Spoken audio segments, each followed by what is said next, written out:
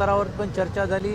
अनिल परबजी, वरुण सरदेसाईजी, सूरजजी ही सर्व मंडळी आम्ही सर्वजण तिकडेमध्ये होतो आणि त्या माध्यमातून सकारात्मक बैठक झाली। एक वॉर्डामध्ये त्यांच्यावर झालेली आहेत। पण जसं तुम्ही म्हटल्याप्रमाणे की स्थानिक स्तरावरती एक भूमिका आणि इकडे एक वेगळी भूमिका असं न होता मुंबई शहरामधली त्यांची भूमिका कशा पद्धतीने आपल्याला घ्यायची ते पक्षाच्या स्तरावरती चर्चा करून अंतिम निर्णय लवकरात लवकर होण्याची शक्यता सोबत असणार की काँग्रेस सोबत जाणार, कारण एक शिष्टमंडळ तिकडे पण भेटतंय।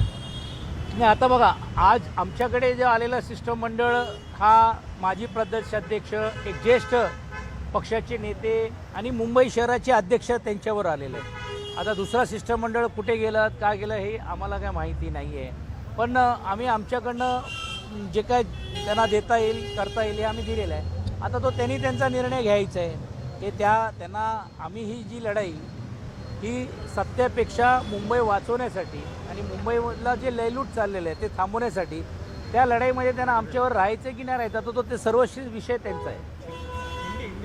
एक मराठीमध्ये राज्यामध्ये 3.37 लाख मुलं कुपोषित आढळलेली आहेत, एक प्रकारे रेकॉर्ड झालेला आहे, कसं पाहताय? ही दुर्दैवी आहे आणि मोठमोठे जाहिराती करायच्या, मोठमोठे कोटीवधी रुपयाची निधी लाडकी बहीण आणि वेगवेगळ्या योजनेसाठी द्यायचं असं दाखवायचं आणि याच जी नवीन पिढी निर्माण होते त्याला बर्बाद करण्याचं काम व्हायचं। ही अत्यंत दुर्दैवी, निषेधार्थ, दुःखद अशी ही घटना आणि हे निकाल आहेत किंवा निकर्ष आहेत आणि हे वारंवार ज्यावेळी आम्ही सभागृहामध्ये मांडतो तर ते असं काहीच नाही म्हणून सांगतात।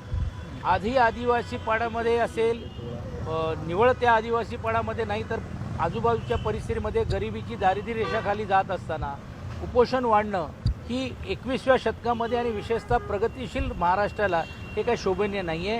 याचा निषेध करावा तेवढा कमी आहे। सरकार आता तरी जागा होणार आहे की नाही, सरकार या बाबतीतली आपली भूमिका काय घेणार आहे, म्हणून येणाऱ्या मार्च महिन्याच्या अधिवेशनामध्ये हाही प्रश्न आम्ही लावल्याशिवाय राहणार नाही।